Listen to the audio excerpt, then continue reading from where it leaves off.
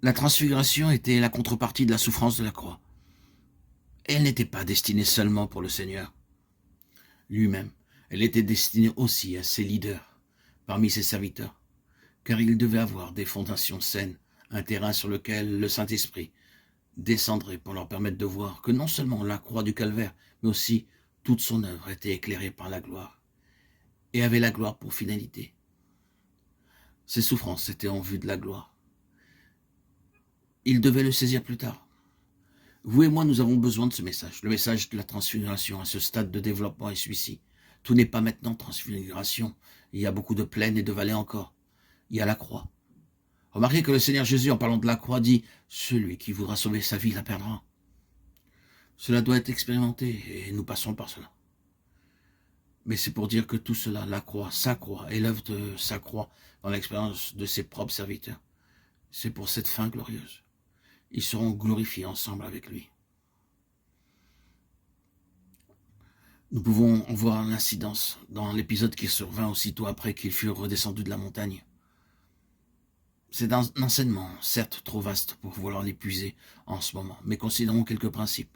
Ils sont en bas et rencontrent un père bouleversé par l'état de son garçon, qu'il appelle mon seul fils engendré, dans le langage original, son seul garçon. Il y a beaucoup d'éléments émotionnels dans cette situation. Nous pouvons bien sûr les ignorer. Mais ici, il y a ce père avec son garçon angoissé par la situation, déçu par ces 9 représentants du Seigneur Jésus.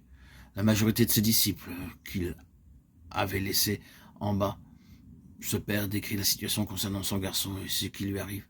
Et il dit au Seigneur que bien qu'il ait amené le garçon à ses disciples, ils n'ont pas pu l'aider ou faire quoi que ce soit pour le sortir de là.